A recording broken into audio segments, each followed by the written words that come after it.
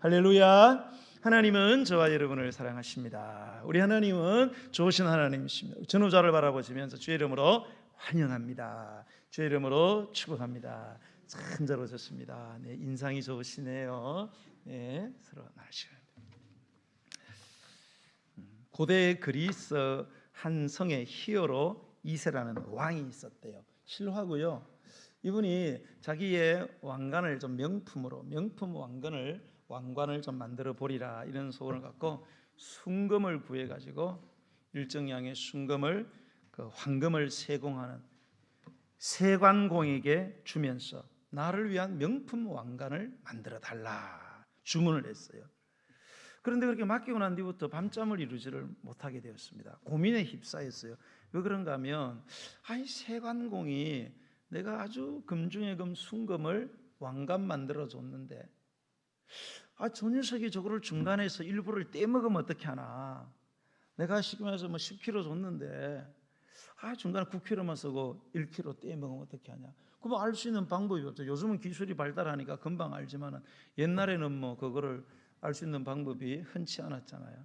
그래서 막 고민하다가 안 되겠다 싶어서 당대의 가장 유명한 수학자, 가장 유명한 과학자로 불리는 아르키메데스라는 사람이 있었다고 합니다. 그 사람을 불러가지고 부탁을 했어요. 그대여, 내가 요즘 고민이 많아서 잠을 못 자는데 폐하 무슨 일이십니까? 내가 여차저차해서 명품 왕관 만들는데 그때도 잠이 안 온다. 왜 그러시냐고. 저놈이 내 순금 띠먹을까 봐 걱정이 되는데 이건 어떻게 알 수도 없고, 그래서 내가 그대를 불렀는데 이거를 좀 내가 준 순금 그대로 100% 다 사용해서 왕관 만드는지를 좀 알아봐 줘야 되겠다. 알아보는데 조건은 그 만든 왕관을 부시거나 불에 집어넣어서 녹이면 안 된다. 딱 보고 알아야 된다는 거예요. 왜? 이 세관공에 뛰어난 그런 기술자였는가 봐요. 그러니까 멋있게 만든 왕관을 손대면 안 된다. 이런 부탁을 받고 이제 고민이 아르키메데스에게로 옮겨왔어요. 아르키메데스 잠을 잘 수가 없는 거예요. 이거 왕이 명령을 했으니까 이거 하기는 해야 되는데 무슨 수로 이거를 부수지도 않고 불에 넣어야 이렇게 불순물이 걸러지잖아요. 그래서 고민이 되기 시작해요. 너무 피곤해서 오늘 몸이나 풀자. 그래서 목욕탕 가지고 욕조에 풍덩 들어갔습니다. 들어가고 이렇게 퉁덩 들어가고 있다가 깜짝 놀랐어요. 머리에서 기발한 생각이 탁 떠올랐어요. 너무 기뻐가지고 그냥 옷 벗은 줄도 모르고 너무 기뻐갖고 막 본전 다 내놓고 그냥 목욕탕에 뛰쳐나가서 거리를 쏘다니면서 유레카 그렇게 소리를 질렀대요. 유레카라는 그리스 헬라가 뭐냐? 깨달았다, 알았다, 발견했다라는 감탄사예요. 드디어 깨달았다. 그렇게 고민이 되는데 왕이 낸 숙제를 내가 드디어 해결할 수 있는 깨달음을 얻었다. 깨달았다. 유레카. 어떻게 뭘 깨달았냐? 욕조에 푹 들어가. 여러분이 이제 이렇게 목욕탕에 가면 보통 목욕탕에 물이 가득 차 있잖아요, 그죠? 푹 들어가면 어떤 현상이 일어나요? 물이 흘러넘치잖아요.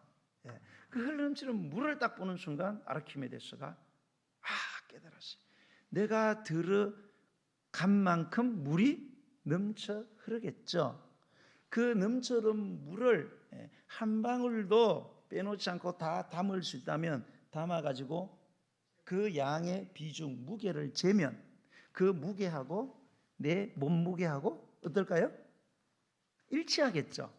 부피야 서로 다르겠지만 양이야 다를 수 있지만 무게는 동일할 것이다. 그렇지. 임금이 몇 킬로를 줬는지를 내가 알아가지고 그거를 방티를 만들어가지고 세수대에다가 팍 집어넣으면 물이 촥 흐를 거 아닙니까? 한 방울에 다 받아가지고 키로수 재가지고 그 키로하고 딱 일치를 하는지를 알면 되겠구나. 그래서 유레카, 드디어 알았다, 깨달았다. 할렐루야. 그래서 왕관 갖고 온 거를 물에다 팍 넣고 해봤는데 요놈이 횡령을 한 거예요. 그래서 걸렸다는 이런 신라가 있습니다. 이 유레카라는 감탄사는요, 그 이후로 모든 영역에서 어떤 고민되는 문제에 대한 해결책을 찾는 데 있어서 획기적인 순간을 표현할 때 사용했고요. 갑작스러운 깨달음이나 승리의 순간과 영원히 연관된 그런 상징적인 언어로 지금까지 사용되어져 오고 있습니다. 여러분, 신앙의 영역에도 신앙의 유레카, 신앙의 깨달음이 필요하다는 거예요. 여러분, 우리 믿음의 사람들은요, 이 세상에서 하나님을 믿잖아요. 야, 하나님은 만물을 창조하신 만유, 천지 만물의 주인이시고 그 다스리시는 분이시니까, 야, 그 하나님의 아들이 되고 딸이 되었으니까 우리는 꽃길만 가지 않겠냐, 그렇게 생각을 하시겠지만 성경에는 보면 전혀 그렇지 않습니다. 그런 하나님을 믿는 하나님의 자녀가 되었지만 물론 우리가 꽃길도 가요. 그러나 성경은 훨씬 더 많이 우리 하나님을 믿는 사람들은 꽃길보다는 광야길을 걸어야 한다고 단호하고 명백하게 성경이 말씀하고 있다는 사실을 꼭 기억을 하셔야 돼요. 여러분, 예수 믿는 사람의 삶이 성경에 어떻게 기록되어 있는지를 우리가 반드시 잊어서는 안 됩니다. 이것을 가장 잘 보여주신 분이 예수님이세요. 예수님은 우리 하나님 믿는 사람이 어떻게 사는 삶이 가장 잘 사는 삶인가, 우리 그리스도인의 가장 복된 삶은 어떤 삶인가를 예수님은 당신의 언어나 책이 아니고 당신의 삶을 통해서 우리에게 명명백백하게 보여주셨어요. 여러분, 우리의 삶은요, 우리가 크리스천이잖아요. 기독교, 예수교란 말이에요. 예수교, 크리스천, 크라이스트를 따르는 사람, 예수님을 따르는 사람들이에요. 예수님이 말씀하신 대로 살고 예수님이 살아가신 대로 사는 거예요. 다른 거 필요 없어요. 여러분, 어떤 분의 훌륭한 신학교 훌륭한 목사님들의 어떤 설교보다도 여러분 성경 속에 나와 있는 예수님의 삶을 닮아가는 게 가장 잘 사는 것이고요, 가장 축복받은 거예요. 할렐루야. 근데 성경을 안 읽잖아요. 성경은 알고 이상한 것만 많이 봐요. 유튜브 이런 거 자꾸 보고. 유튜브 설교가 나쁜 건 아니지만 설교는 성경에 대한 해석에 불과해요. 성경 자체를 많이 보셔야 돼요. 성경을 안 읽으면 신앙이 자라지 않습니다. 우리 머릿속에 성경, 하나님의 말씀, 하나님의 음성이 자꾸 들려야 되는데 자꾸 쓸데없는 거를 많이 듣잖아요. 우리가요. 그죠? 책 보고 유튜브 보고 이상한 설교 자꾸 듣고, 그러니까 머릿속에 계속 가랑비에 옷 젖듯이 계속 우리 뇌세포를 계속 적시는 거예요. 교회는 나왔지만 교회는 나왔지만 그리스도인은 아니에요. 엉뚱한 생각, 그래 우리는 보통 복 받았다 그러면 돈 벌었다 이렇게 생각하잖아요. 여러분은 아니죠? 맞아요? 안 믿는 사람은 복 받았다 그러면 돈 벌었다 이거예요. 예수 믿는 사람도 복 받다면 돈 벌었다 이렇게 생각합니다. 돈 많은 게 복인 줄 알아요. 돈 많은 게 복이 아니에요, 여러분. 돈 많은 게 저주도 아닙니다. 그러나 돈이 많으면 복보다는 저주로 갈 확률이 훨씬 더 많다고 성경이 이야기를 하고 있어요. 그러니까 여러분, 예수 믿으면서 성경의 말씀을 잘 읽으면요, 사는 게 만사편합니다. 만사편해요. 이것저것 신경 쓸 것도 없고 바둥바둥 그렇게 살 것도 크게 없어요. 예수님처럼 살면 되는 거예요. 예수님은 벤츠를 걸었습니까? 무슨 큰 저택에서 살았습니까? 뭘 했습니까? 그러니까 예수님처럼 딱 닮아 사는 게 제일 잘 사는 거예요. 그런데 이상한 책, 이상한 목사, 이상한 유튜브에서는 아이고 아니다, 화려하고 위대하고 찬란하게 살아야 된다. 나쁜 건 아니지만 그러나 예수님의 삶에는 비교할 바가 아니죠.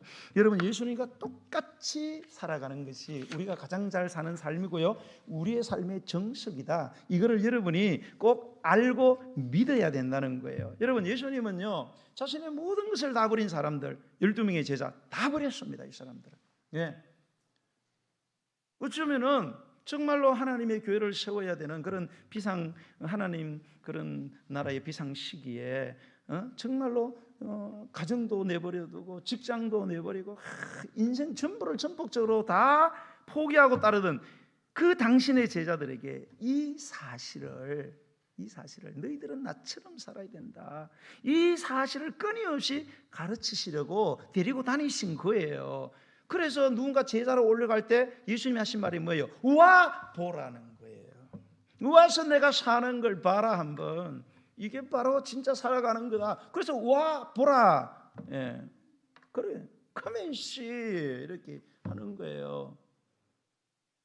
그래서 우리가 그 제자들의 삶을 우리가 쫙 보면요, 우리가 부르는 찬양 있잖아요. 꽃이 피는 들판이나 험한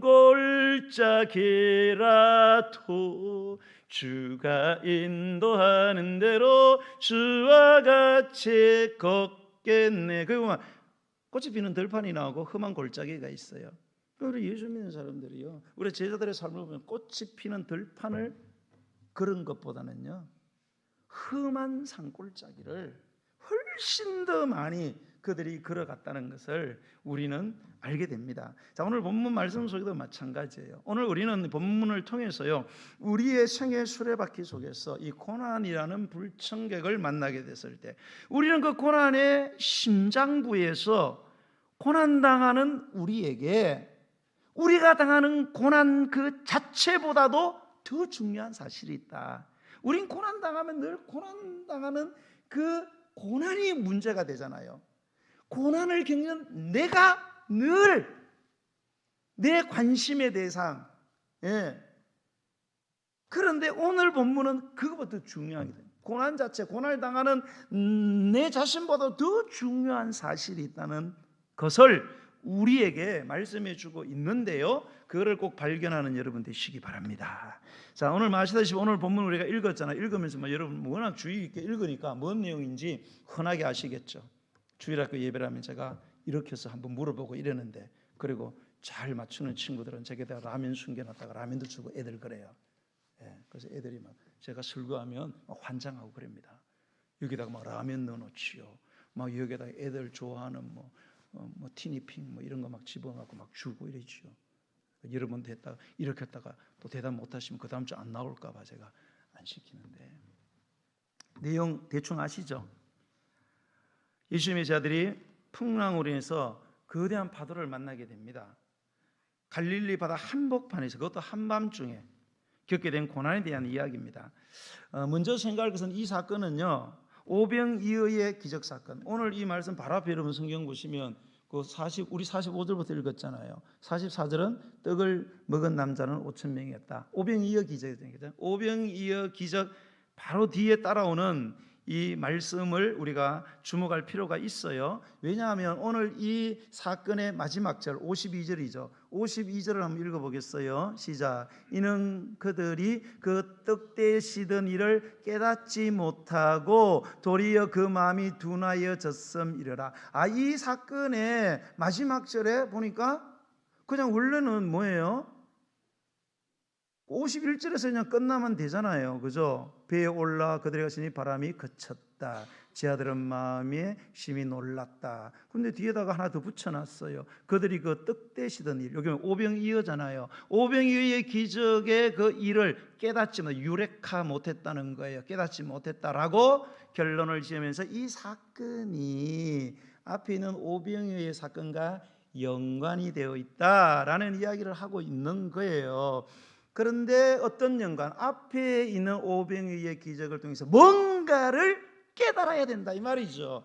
신앙의 유레카, 뭔가를 깨닫기를 원하는 거예요. 제자들이 이 사건을 겪으면서 앞에 있던 오병이어의 기적을 통해서 뭔가를 깨닫기를 원하셨어요. 지금도 마찬가지예요. 여러분 오늘 설교를 들으면서 우리는 이 제자들이 겪었던 내용이 중요한 게 아니에요. 우리는 유초등부 수준에서는 늘 바다를 건너다 뭐 만났냐? 파도 만났습니다. 예수님을 보고 뭐라고 부르냐? 유령이라 불렀습니다. 아이고 잘했다. 라면 하나 가져가라 그랬지만은 그건 유초등부 수준이고 이제 클래스가 이제 올라가야 되잖아요. 오늘은 이 사건이 우리에게 진짜 뭘 말씀해 주고 있느냐? 그에 대한 깨달음이 필요하다 이 말이에요. 깨달아야 돼요.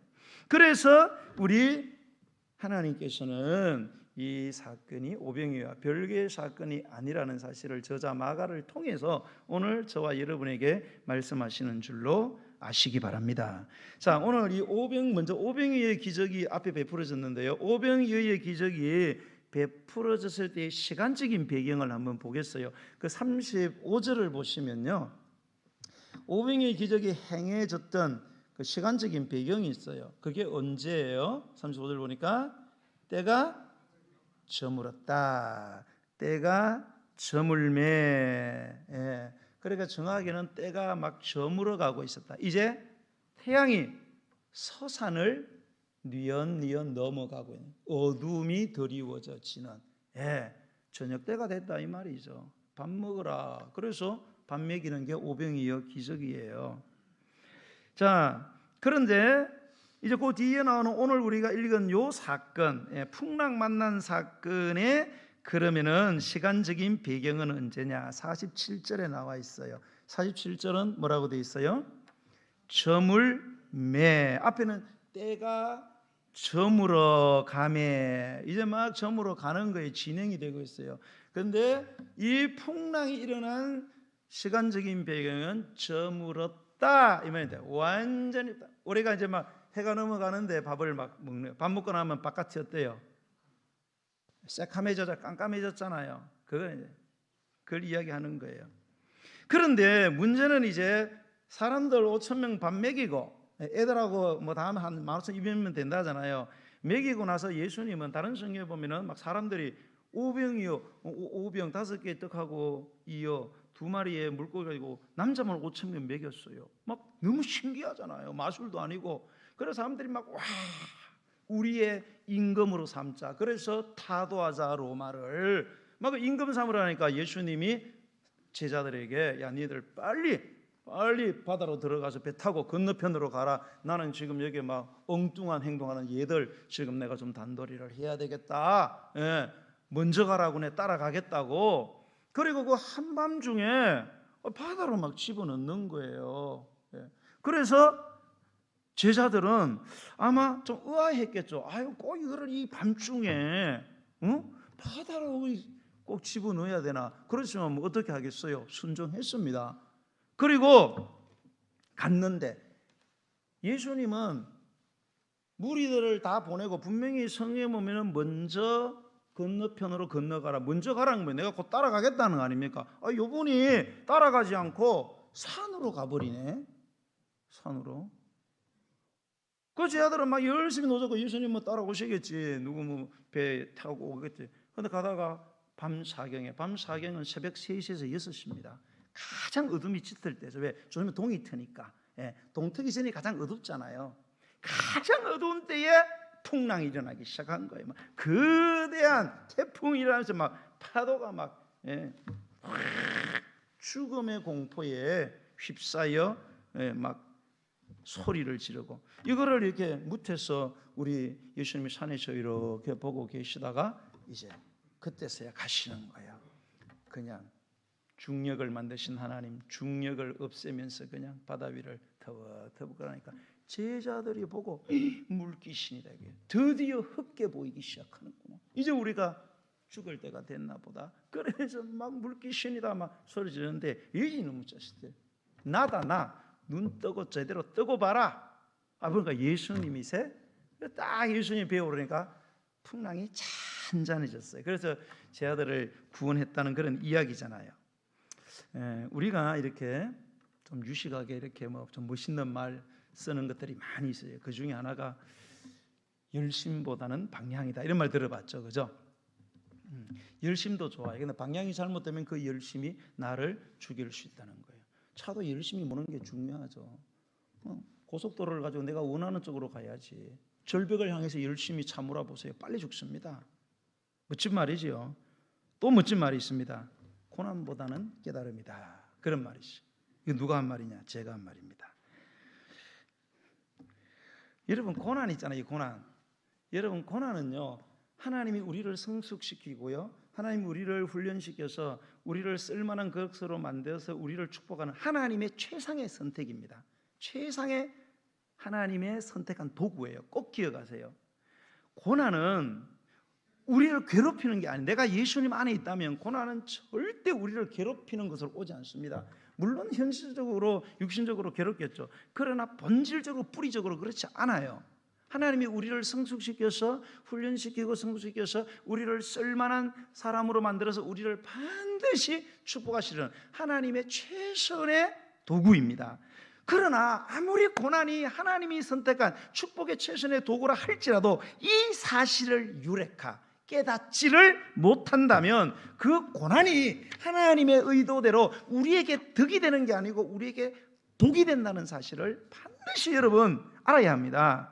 우리는 이 풍랑 사건을 통해서 제자들을 이 고난의 현장 바다로 누가 집어넣었느냐 이거예요.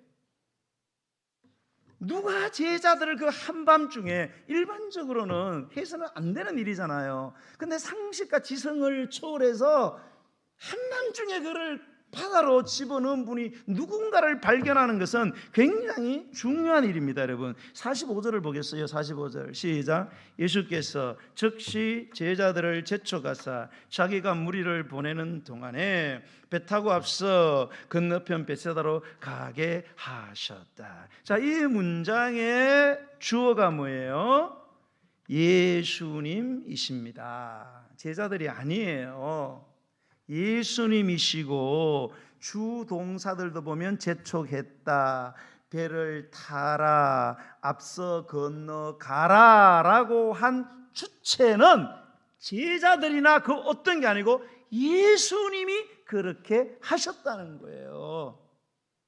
예수님이 한밤중에 야 빨리 급하다 급해 지금 빨리 지금 빨리 보내야 3시 6시 사이에 풍랑을 만나거든요. 빨리 들어가고 예수님이 제자들을 고난의 현장으로 밀어넣었다는 이 사실을 아는 것이 굉장히 중요합니다. 여러분 주님이 누구예요? 예수님은 성자 하나님이세요. 전지전능하세요. 모든 걸 다 알고 계세요. 제자들이 가다가 바다 한복판에서 밤사경에 풍랑을 만날 것을 아셨겠죠? 그 풍랑을 보낸 건 누가 보냈을까? 하나님이 보내겠죠. 예수 그리스도 당신이 보내십니다. 당신이 골탕 먹이는 거예요. 다 예수님이 하고 계세요. 여러분 인생이 힘드세요?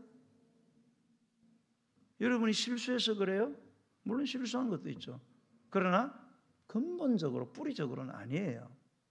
하나님이 하고 계시는 거예요. 여러분 인생 세상 말로 막 개고생 하잖아요. 그거 다 하나님 시키는 거예요. 왜? 성질이 더럽잖아요. 성질이 좀 온순해야 되는데 성질 막 더럽고 인간 안 변하니까 하나님이 완전히 똥통에 집어넣고 그래갖고 개고생 시키는 겁니다. 하나님이 하시는 거예요. 여러분 사랑하는 여러분, 우리의 삶이 우리의 의도와 노력대로 되지 않습니다. 그렇죠? 내가 원하는 의도가 있고 내가 그때 노력해요. 그게 잘 될 것 같으면 얼마나 좋아요. 우리 인생은 절대 그렇게 되지 않아요. 전혀 엉뚱한 방향으로 진행이 됩니다. 그래서 우리는 견디기 너무 힘든 그런 인생의 짐을 지고 걸어가게 될 때, 우리의 영혼의 어두운 밤이 찾아왔을 때 우리는 뭐가 중요하냐? 우리는 늘 그 인생의 고난이 중요하잖아요. 왜 이런 고난이 나한테 자꾸 오나? 그렇게 고난에 집중할 게 아니고 왜 지금 나에게 이런 고난이 근본적으로 어디로부터 누구에게서 이것이 왔는지를 좀 더 깊이 묵상할 필요가 있다는 거예요. 그런데 우리는 조금만 어려움 당하면은 뭐예요? 막 어느 병원이 좋나? 막 전화통 붙들고 병원 알아보고 돈 없으면은 막 어디 은행 대출 낼 때 없나? 돈 많은 사람, 믿을 만한 사람, 정 많은 사람 없나? 우리 다 이러잖아요. 그럴 게 아니에요, 여러분. 나무처럼 딱 한 자리에서 깊은 묵상을 해야 돼요. 이거 누가 움직이고 있나 지금? 이거 지금 어떻게 돌아가나? 이거를 깊이 묵상하셔야 됩니다. 고난에 대한 유레카, 깨달음이 필요하다는 거예요, 여러분. 고난에 대한 깨달음이 필요해요. 고난 자체, 고난 당하는 나가 아니고 이 고난을 누가 손에 쥐고 좌지우지하고 있는가? 이 고난에 대한 깨달음이 있어야만이 고난을 이겨낼 수 있어요. 그리고 정말로 하나님이 원하시는 찬란하고 위대한 쓰임받는 인생이 된다는 거죠. 그래서 시편 49편 20절에 이런 말씀이 있어요. 존귀하나. 우리 인간은 굉장히 존귀합니다. 그러나 깨닫지 못하는 사람은 멸망하는 짐승 같도다. 우리 인간이 아무리 존귀해요. 머리 좋으신 분 있죠? 네. 머리 150 넘는 분 계세요? 예, 상위 1%입니다. 130 넘어도 3%에 들어갑니다. 머리 굉장히 좋은 거죠. 130 넘으면. 예, 대부분 사람 100에서 120대 그 사이에 보통. 머리 아무리 좋아도 여러분, 이게 내 뜻대로 되는 게 아니에요. 아무리 머리 좋고 재주 좋고 기술 좋고 돈 많아도요, 깨달아야 돼요. 깨달아야 돼요. 뭘 깨달아? 이게 다 하나님이 하시는 거예요. 머리 좋은 거, 내가 머리 좋아서 머리 좋은 줄 알아요? 여러분, 하나님이 내 세포 하나 이렇게 건드리잖아요. 바로 멍청이 됩니다. 예, 아니 멍청이 돼. 건강 자랑하죠. 내 세포 하나 딱 건드려봐요. 제가 얼마나 운동 좋아했습니까? 지금 보기도 멀쩡하잖아요. 속은 다 썩었다잖아요, 제가 지금. 그 운동 좋아하고 막 그런데도 제가 뇌출혈로 딱 쓰러지니까 완전 다 날아가잖아요. 완전 10분을 못 견딥니다. 10분 앉고 30분 누워 있어야 돼요. 인간은 그런 거예요, 여러분. 깨달아야 돼요. 여러분의 건강, 여러분의 가정, 여러분의 물질, 여러분이 잘나서 여러분 소유하고 계신 것 같죠? 천만에요, 여러분. 우리가 그런 거 있잖아요. 모든 게 하나님의 은혜다. 그게 뭔 말이에요? 하나님이 하신다는 거 아닙니까, 여러분? 말은 잘하는데, 그 깨닫지 못하면 멸망하는 짐승 같아요. 멸망하는 짐승. 짐승 봐요. 얼마나 불쌍합니까? 제가 촌 출신 아닙니까? 깊은 산 속에 살았어요. 이대 추수때가 되면은 나락, 그 이삭을 나락이라잖아요. 알맹이. 나락을 막 가만히 담아가지고 산 2개 넘어가지고 큰 마을에 있는 방앗간에 이제 가져가는데 그걸 누가 가져갑니까? 그때 경운기가 뭐 처음에 있었습니까? 지금 차가 있습니까? 그럼 다 누가 일해야 돼 그거요? 소. 와, 소 힘셉니다 정말로. 내가 키가 적어서 그런지 몰라도 그때 보면 구루마에다가 막 이 나락 가마니를 막 까마득하게 싣습니다. 왜? 그 2번 왔다 갔다 하기 힘드니까 한 번에 다 가져가려고.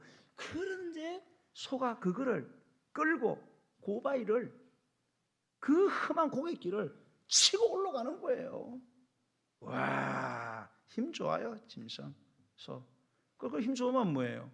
결국은 우리 그 손님이 가는 곳이 어디예요? 또살장 가서 우리 뱃속으로 들어가는 거예요.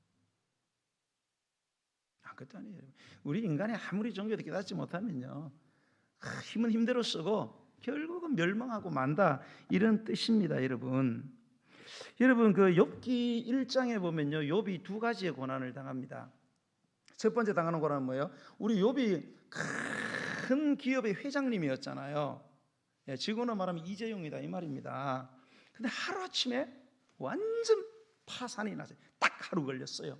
끝나는데 딱 하루, 어마어마하게. 그 건방시는 제일 큰 부자였으니까, 우리나라 제일 큰 부자, 카카오톡 주인이라 그러더라. 이재용이가 아니고 쫙 알거지가 되었어요. 그리고 그게 막 끝나자 그 소식을 듣고 있는데 또 비보가 왔어요. 뭐예요? 아들 7명하고 딸 3명이 그 제일 맏아들 집에서 같이 막 잔치 벌리고 막 할렐루야 하고 있는데 태풍이 불어가지고 기둥을 쳐가지고 폭삭문에 앉았어요. 그래서 10명이 그 자리에서 완전히 비명행성한 거예요. 여러분 상상해 가세요? 자식이 10명 죽었어요.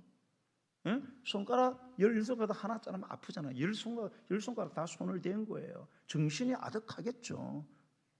정신이 나가는 거예요.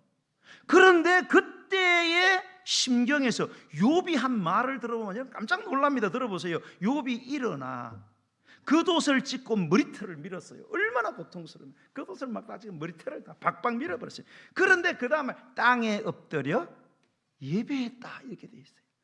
이야, 대단하죠? 어떻게 자식이 10명 죽고 내가 평생 모은 재물이 하루아침에 다 날아갔는데 하나님 앞에 무릎 꿇고 예배를 하고 있는 이 사람이, 여러분 예배하시겠어요? 아멘을 안 하니까 예배 못 하겠네. 그러면서 입에서 무슨 말이 나오느냐? 내가 모태에서 알몸으로 나와 싸운 적 또한 알몸이 그리로 돌아갈지라. 말도 멋있잖아요. 그 다음에 보세요. 주신 이도 여호와시요 거두신 이도 여호와시오니. 여러분 잘 기억하세요. 주신 분이 누구예요? 여호와. 거두어 가신 분은 여호와예요. 여러분 건강 있습니까? 건강 누가 줬어요? 하나님 줬어요. 건강 잃었어요. 누가 건강 잃게 했어요? 하나님이 하셨어요. 여러분 정신 바짝 차리세요. 하나님이 하셨어요. 다 이유가 있어요. 여러분 하나님 뭐 지능이 떨어지십니까? 그분이 생각이 짭습니까? 하나님이 거두어 가시는 거예요, 여러분. 거두어 가도 한두 명 거두어 가셔야지 10명을 다 거두어 가는 거예요.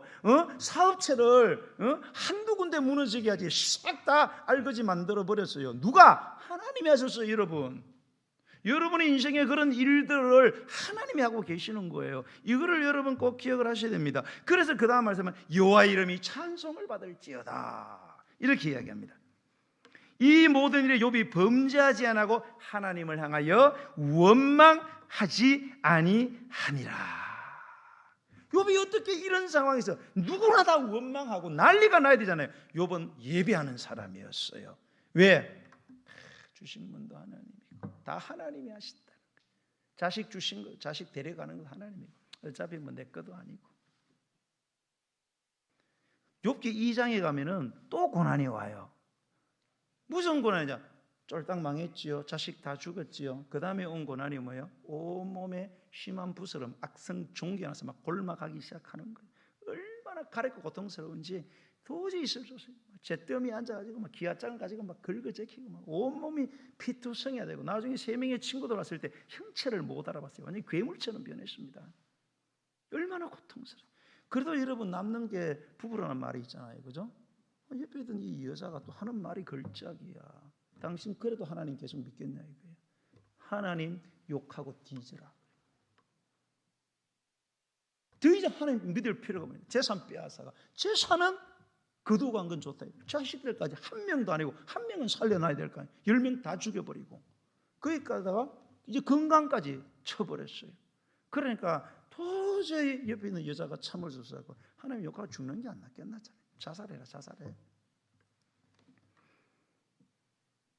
그런데 그 다음에 받아서 말하는 이 욥의 말이 너무 놀랐습니다. 그가 이르되 그대의 말이 한 어리석은 여자의 말과 같도다. 한 어리석은 멸망하는 짐승, 멸망하는 짐승. 어리석은 한 여자, 멸망하는 짐승과 같다. 똑같다 이 말이에요. 우리가 하나님께 복을 받았은즉 뭐도 받지 않겠느냐? 화도 받지 않겠느냐. 보세요. 복은 누가 주세요? 화는 누가 주세요? 하나님이 주세요, 여러분. 꼭 기억하세요. 화도 하나님이 주십니다, 여러분. 이 모든 일에 욥이 입술로 범죄하지 아니했다 이렇게 했어요. 다 범죄를 해야 되는데 이게 어떻게 가능할까? 이거 실제 사건이거든요. 성경은 설화가 아니에요.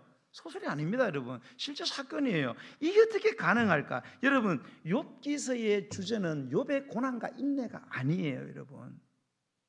욥기서의 주제는 하나님의 주권입니다, 여러분. 욥이 당하는 고난과 그가 얼마나 잘 인내했는지를 이야기하고 싶어서 욥기를 남겨둔 것이 아니고 고난당하는 인생, 고난을 참고 견디는 인생에 뭐가 하나님의 주권이 드리워져 있다 이 말이에요. 주권이 뭐예요? 주인의 권리지요. 주인은 무슨 물건을 가지고 있으면 자기 마음대로 하는 거예요. 우리 인생의 주권이 하나님께 있다 이 말이에요. 하나님이 마음대로 하신다는 거예요. 하나님이 다 좌지우지하시는 거예요. 욥을 골탕 먹이고 아들 죽이고 아들 줬다 죽이고 재산 줬다가 빼앗아 가고 건강 줬다가 가난하게 하고 악도 선도 빛도 어둠도 평안도 환난도 다 하나님이 하신다. 이게 욥기의 주제예요. 이거를 깨달으라는 거예요. 그래서 욥기를 남겨 놓은 겁니다, 여러분. 그래서 욥기 마지막 장이 42장이잖아요. 마지막 장 42장 그 1절과 5절에 보면 욥이 하나님을 만나잖아요. 드디어 이런 말합니다. 욥이 여호와께 대답하여 이르되 주께서는 못하실 일이 없다. 뭐예요? 좋은 거 나쁜 거 악한 거 선한 거 평안 환난 전부 다 하나님이 하신다는 거예요. 욥이 나중에 깨달은 거죠.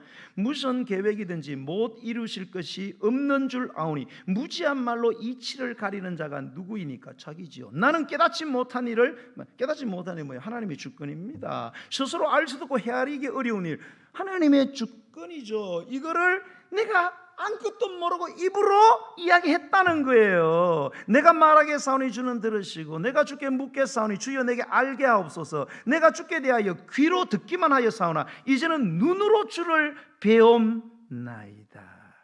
자, 욥은요 자기의 고난이 왔을 때 어떻게 해서 주시는 여호와시요 어떻게 했느냐? 하나님의 주권을 알고 있었어요. 그러나 그 당시는 귀로만 들은 거예요. 머리로만 아는 하나님의 주권, 배운 거죠. 성경 공부에서 배운 거예요. 그러나 그 하나님의 주권이 정말로 뭔지를 몸으로 체험하지 못했어요. 그 하나님의 주권을 실제 몸으로 체험하는 것은 하나님이 뭐를 통해서? 고난을 통해서 하나님의 주권이 진짜 뭔지, 그래서 나중에 내가 눈으로 주를 배웁는다고 하잖아요.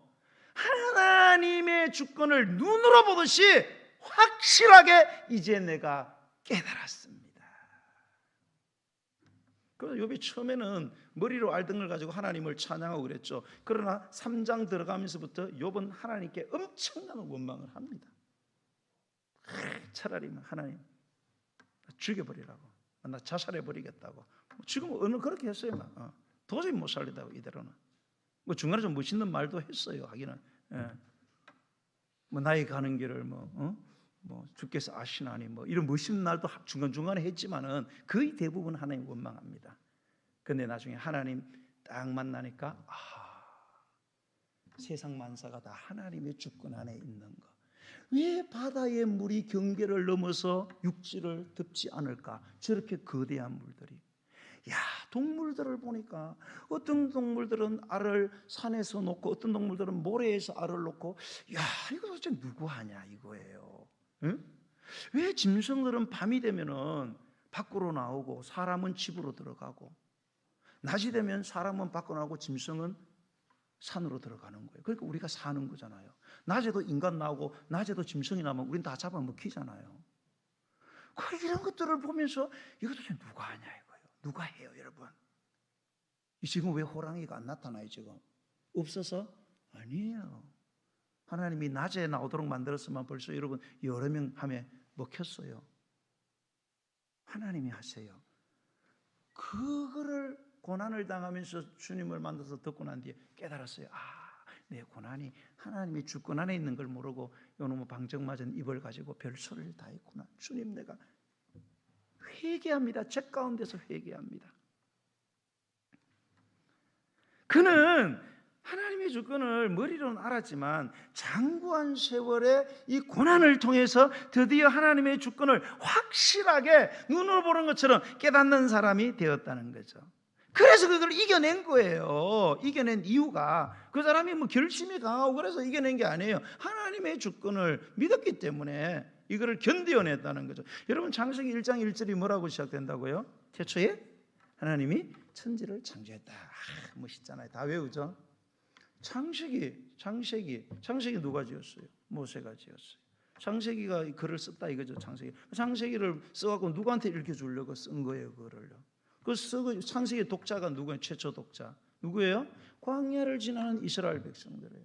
모세가 창세기를 썼을 거로 추론하는 것은 애굽을 나와가고 한 2년 반 정도 지났을 때 시내산에 도착합니다. 율법 받지요. 거기에서 창세기를 쓴 걸로 보고 있어요. 뭐 다른 것들은 나중에 모압 광야에서 쓰기도 하고 모세오경은 그렇지만, 그럼 여러분 이스라엘 백성은 지금 어디를 지나고 있어요? 광야를 지난단 말이에요. 광야에서 제일 필요한 게 뭐예요? 먹는 게 필요하잖아요. 물이 필요하잖아요. 편히 쉴 수 있는 거처가 필요한, 입을 옷이 필요하잖아요. 그죠? 생존법이, 현실적인 생존법이 필요하단 말이에요. 이 백성들에게 하나님께서 모세를 통해서 가장 먼저 하시는 말씀이 뭔가 하면 그런 살아가는 방법론을 이야기를 한 게 아니고 엉뚱한 소리를 하시는 거예요. 뭐라고? 태초에 하나님이 천지를 창조했다. 그거하고 지금 광야를 지나서 지금 먹고 살아야 되는 판국에 그게 뭔 소용이 있습니까, 여러분? 태초에 천지를 창조했다는 그런 말이 지금 그게 먹는 마시는 건 뭔 상관이 있냐 이거예요. 그런데 왜 그걸 가장 먼저 서두에 그런 말씀을 하시느냐 이 말입니다, 여러분. 고통의 장소인 광야에서 생존하는 최상의 생존법은 인간적인 생존법에 대한 스킬이 아니라는 거예요. 광야를 지나는 백성이 광야를 정말로 지나는 하나님의 최상의 생존법은 그 광야를 지으시고 광야를 걸어가게 하시고 광야 가운데 함께 하시고 광야 가운데 물을 내시고 그리고 음식을 내리시는 그 하나님의 주권, 하나님이 모든 것을 광야에서 좌지우지하신다. 니네들이 노력해서 되는 게 아니야. 노력하지 말라는 게 아니고 노력한다고 되는 게 아니에요, 여러분. 아시잖아요. 노래간만큼 봉급 받으십니까? 아니잖아요. 그래서 자꾸 이직을 하는 거 아니에요. 노래간만큼 여러분 못 받아요, 여러분. 우리 힘으로 되는 게 아닙니다, 여러분. 하나님이 하시는 거예요. 하나님은 이거를 가르치기 위해서 욥에게는 엄청난 고난을, 이스라엘 백성에게는 광야를 지나게 하셨다는 거예요. 하나님의 주권, 하나님이 하신다. 하나님이 하신다. 좋은 것만 아니야, 나쁜 것도 다 하나님이 하셔요. 그러면 우리는요 똑같지요. 이사야 45장 7절에 나는 빛도 짓고 어둠도 창조하며 나는 평안도 짓고 환난도 창조하나니 나는 여호와라. 이 모든 일을 행하는 자니라. 빛만 지어주시면 얼마나 좋아요. 평안만 주시면 얼마나 좋아요. 우리 하나님 그런 분이 아니에요. 어둠도 그분이. 우리 인생의 어둠이 왜하여? 하나님이 주시는 거예요. 우리 인생의 환난이 왜하여? 하나님이 주시는 거예요. 사무엘상 2장에 보면 한나가 아기를 못 낳잖아요. 그래서 둘째 그 마누라한테 막 핍박당하고 막 수치당하고, 요즘 뭐 아기 뭐 안 낳는 것도 뭐 흠도 안 되고 뭐 좋아라 그러고 뭐 몸매 유지된다 그러지만 그때에도 큰 수치잖아요. 근데 나중에 사무엘을 얻고 난 뒤 이런 고백하잖아요. 여호와는 죽이기도 하시고 살리기도 한다. 우리 하나님은 어디 사람을 죽이나? 예, 죽이는 것도 하나님 죽이십니다. 뭐 사람들은 막 선교사님을 왜 죽이나? 죽일 수 있죠. 하나님의 주권인데. 우리는 살고 죽는 게 큰 문제입니다. 하나님께는 아무것도 아니에요. 죽었다 또 살리고 이러는데 뭐 죽는 게 뭐 하나님에게 대수겠습니까? 우리만 야단이죠. 서울에 내리기도 하시고 거기서 올려요. 서울이 뭐 지옥이잖아요. 올리면 천국입니다. 우리 인생을 막 천국에다 지옥 갔다가 막 당신은 물에 넣다가 불에 집어넣었다가 이런 분이 하나님 아니에요? 좀 천당에 좀 살게 하지. 조금 천당 살면 막 지옥 경험하게 하고. 누가? 하나님이. 여호와는 가난하게 해서 부하기도 하시면 낮추기도 하시고 높이기도 해요. 예. 우리 좀 잘 살게 하면 좋잖아요. 쫙 홀딱 망하게 해가지고 거지 나 살아봐요. 하나님 위해서 얼마나 헌신을 했으면은 물질적인 다 주를 위해서 썼더니 그러면 좀 더 많은 물질을 주시면 좋잖아요. 알것이 만들어 버리네. 야, 누가요? 하나님이 하시는 거예요. 사랑하는 여러분, 사는 게 힘들다 그렇게 말씀하시는데 힘드신지 모르겠어요. 인생은 힘든 거예요, 여러분. 그리고 힘들지 않는 인생은 쓸모없는 인생이에요. 여러분, 힘든 게 좋은 거예요. 아멘. 돈도 힘들게 버세요, 여러분. 힘 안 들고 돈이 척척 들어오는 거 좋아하지 마세요. 깜빵 갑니다 그러다가. 힘들게 번 게 좋은 거예요. 자식한테도 그런 걸 가르치세요. 요행으로 돈 많은 걸 가르치지 말고 요행으로 얻어진 것은 불안한 거예요. 위험한 겁니다. 여러분, 인생 자체가 힘들어요. 왜 힘들게? 그만큼 인생이 가치 있기 때문에 힘들게 한 거예요. 이거를 첫 번째 깨닫고 또 하나 뭐냐? 그 인생에는 하나님의 주권이 있다는 사실을 유레카 깨달아야 돼요, 여러분. 교회 백날 다녀도 소용없어요, 여러분. 고난에 대한 정확한 유레카 깨달음을 갖지 못하면 아무 소용없습니다. 갈수록 힘들어지는 거예요.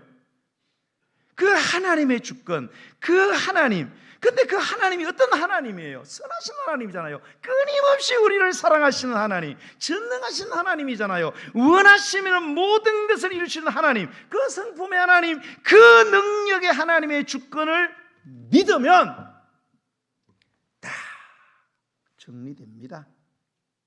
다 정리되는 거예요. 원망할 것도 없고 울고 불고 할 것도 없어요, 여러분. 그럴 게 뭐 있어요? 다 하나님이 하시는 건데. 우리 이걸 모르니까 무슨 막 울고 불고 난리가 나고 마음에 상처받고 준다고 다 받나? 준다고 다 받지 마세요. 돈도 준다고 다 받지 말고 누가 나한테 상처나는 말해도 상처 주면 상처나 안 받는다 받지 마세요. 제가요 이렇게 저는 어렸을 때 우리 형제가 8명인데 하나 죽고 7명이잖아요. 우리 형제들 가운데 손기술이 있는 거는 우리 둘째 형이었어요. 그래서 수리 같은 경운기 어릴 때부터 경운기 수리고 했는데 저는 이렇게 손재 이런 게 전혀 없는 줄 알았어요. 50 넘어서 알았어요. 예비는 강단 반을 짤 때 우리 임병만 목사님이 목수 거의 아버지가 목수여서 목수에서 이건 제가 같이 짠 거예요. 이거 앞에 거 이만큼 제 첫 작품이에요. 반절은 잘 짰지요, 그죠? 내가 이거 하면서 깨달았어요. 아, 나한테 이게 손재주가 있구나 이거 알았어요. 그냥 보면 웬만한 건 다 알아요. 유튜브 보면 다 머릿속에 거의 다 스캔이 돼요. 그래서 지금 거의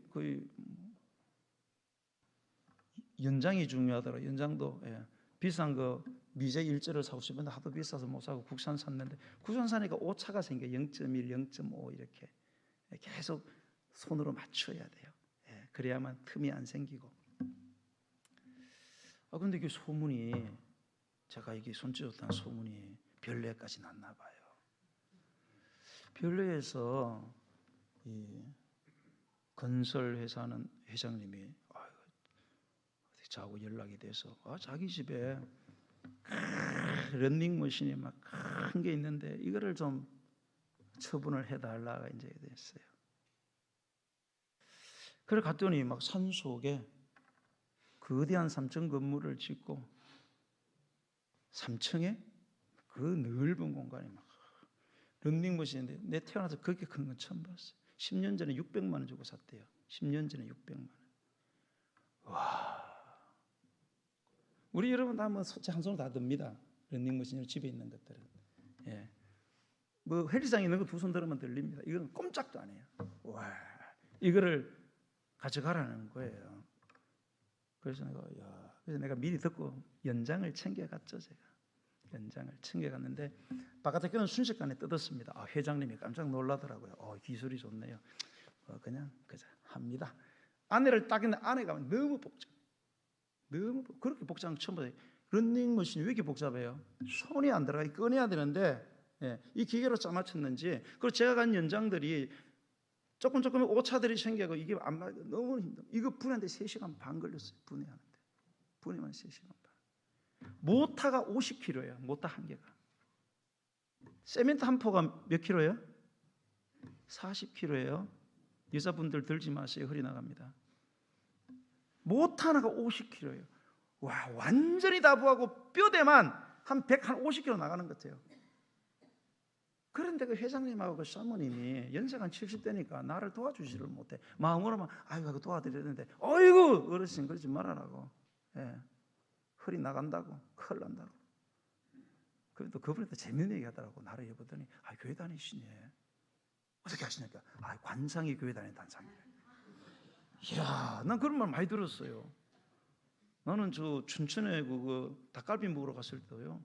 닭갈비 딱 들어갔는데 그 주인 아주머니 저를 딱 보더니 목사님이죠. 딱 그러더라고요. 딱 보는 순간 나를 깜짝 놀랐어요. 무슨 이야기도 안 했어요. 그냥 바로 보는 순간 그러더라고. 상이 좋아요 제가? 고마워요. 어쨌든 그래서 제가 그거를 분해를 해갖고 그거를 끌어내는데 진짜 죽는 자였습니다. 사람 불러라는 걸 아닙니다. 부를 사람이 있어야죠. 다 돈 벌러 갔는데 3층 계단을 내려오는데 또 귀한 집 또 베리면 안 되잖아요. 전부 다 계단에다가 천을 깔고 해가지고 그걸 제가 끌고 내려왔습니다. 해가지고 그걸 이제 스타렉스에다 실어야 돼요. 그걸. 정말로 개고생했습니다. 개고생했습니다. 그래도 뭐 하나님이 저한테 지혜를 줘가지고 제가 웬만한 건 다 해낼 수 있어요. 근육도 많이 자랐어요. 그래서 바로 고물상으로 가서 팔았습니다. 얼마 받은지 아세요? 정확하게 10만 5천 원 받았습니다. 3시간 반에서 10만 5천 원 괜찮잖아요? 이야, 10만 5천 원 지는 기분이 굉장히 좋다. 할렐루야. 할만하다 이 정도는. 또 없나? 그거를 좋아해갖고 그냥 들고 한 수 들고 이거를 하고 가는데 하고 든데 보니까 30kg 딱 찍힌 거예요. 계기판은 60kg예요. 어린이 보호구역에 찍혔습니다. 불과 몇백 메달을 지나면서 이거 좋아가지고 할렐루야. 제가 이거 왜 좋아했냐? 제가 좀 큰 결심을 했어요. 무슨 결심? 하나님의 마음 좋았고 하나님 우리 교회에서 내가 헌금 제일 많이 드리는 사람 되게 해주시옵소서. 이래가지고 제가 뭐 여분으로 조금 그러니까 돈 생기잖아요. 버너지 바로 하나님의 헌금 바로 헌금통으로 바로 내가 헌금 제일 많이 하는 사람 된다. 내가 그런 선한 의도를 가지고 시작했는데 지고 좋아하다가 하는데 걸려버리는 거예요. 인터넷을 빨리 찾아봤어요. 어린이 보고의 30kg 벌금 과태료 얼마냐? 성합차 20kg 이하 7만 원, 20kg 초과 11만 원. 11만 원. 나는 10만 5천 원 받았어요. 하나님이 반올림에서 뺏어갔어요.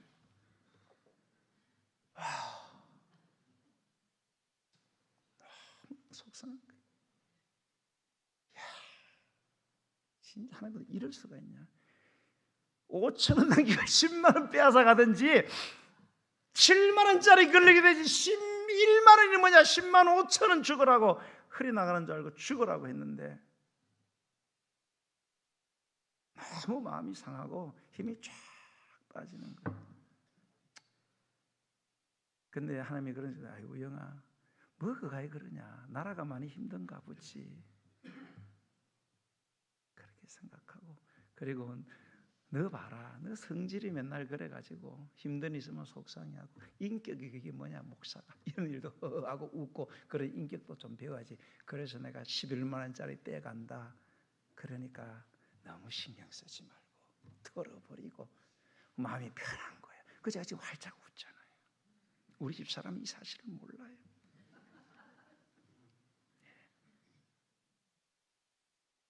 여러분, 다 하나님이 하시는 거예요. 우리가 그런 말이죠. 나이 들으면서 알아야 되는 사실이 많이죠. 그 중에 하나는 뭐예요? 다 내려놓는 걸 배워야 됩니다. 다. 제가 제일 좋아하는 말 따라해보세요. 순리대로 살자. 여러분, 그게 뭐예요? 다 내려놔라. 순리대로. 이게 뭐예요? 하나님의 주권을 깨달아야 돼요. 그래서 오늘 이 성경 마지막 절도 그들이 그 뜻대신 일을 깨닫지를 못하고 도리어 그 마음이 둔해졌기 때문에 고난 만나니까 난리나고 예수님이 오는데도 물귀신이다 이렇게 하는 거예요. 그래서 우리는 막 고난 오면 고난 보고 저보다 물귀신이다 이렇게 생각하잖아요. 고난이 왔을 때 할렐루야 고난이 온다 이래야 되는데 성경은 다 그랬잖아요. 고난 오면 할렐루야 고난이 오는구나 이래야 되는데 그런 사람을 거의 찾아보기 힘들어요. 그런 사람이 만약에 있다면 이 중에 정말 엄청난 사람이 되는 거지. 사랑하는 성도 여러분, 아무리 힘들고 어려도요 하나님 우리와 함께 계십니다. 그 하나님은 절대 우리를 해코자 하는 분이 아니에요. 선하신 하나님, 능력의 하나님, 놓친 데가 아니에요. 반드시 선하심으로 우리를 당신의 방법으로 축복하시는 분이심을 꼭 믿으시고 어떤 고난 가운데서도 여러분 날마다 주님을 찬양하고 감사하는 저와 여러분 되시기를 예수님의 이름으로 간절히 축원드립니다. 우리 찬양 드리면서 준비하신 예물을 드리겠습니다. 345장. 까먹었다. 제가 그 다음 날 또 소문을 듣고 런닝머신을 떼가라 그래갖고 갔더니 그보다 조금 더 작았어요. 그러나 1시간 만에 다 해체해버렸습니다. 우습더라고. 95,000원 받았습니다. 다 하나님이 채우시는 거예요. 네. 찬양 드리겠습니다. 네, 찬양 340.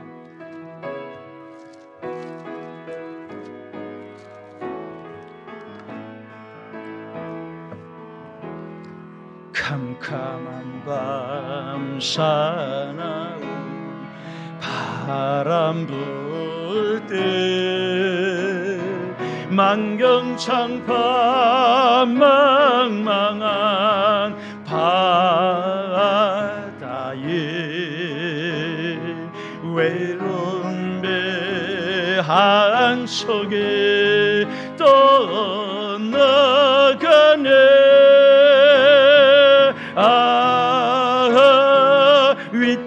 위태하구나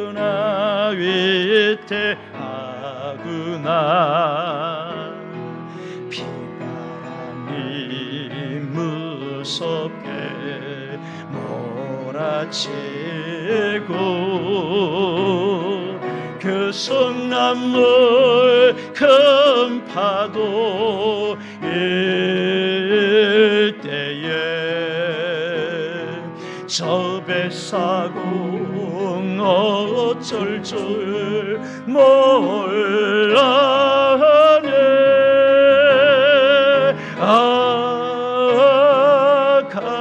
가련하구나 가련하군 절망 중에 그 사공 떨면서도 한 줄기의 밝은 빛 보고서 배 안에도 하나님 계십니까?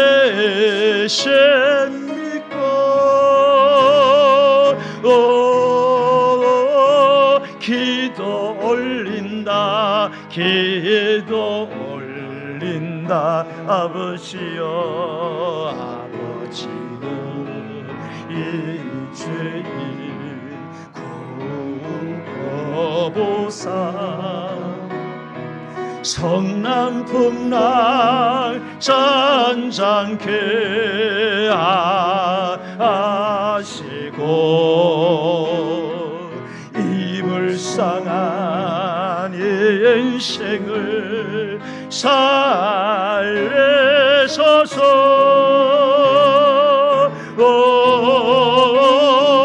우리 하나님 우리 하나님 모친바람 동안 큰 물결을 제 아무리 성내어 덮쳐도 권능의 손 그 노를 서세네.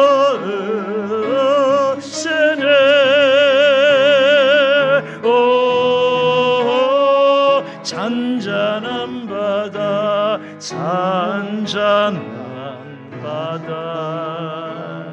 할렐루야. 사랑하는 여러분, 하나님은 저와 여러분을 사랑하십니다. 어떤 고난이 와도 하나님의 끝없는 선하심을 절대 신뢰하고 하나님이 내 인생을 다스리고 계신다는 하나님의 주권, 하나님이 내 인생을 좌지우지하시는데 그분은 나를 너무나 사랑하시고 아들까지 주신 분이라는 이 주님의 성품을 완전히 의지하고 믿을 때에 고난의 문제는 다 정리가 되는 것입니다.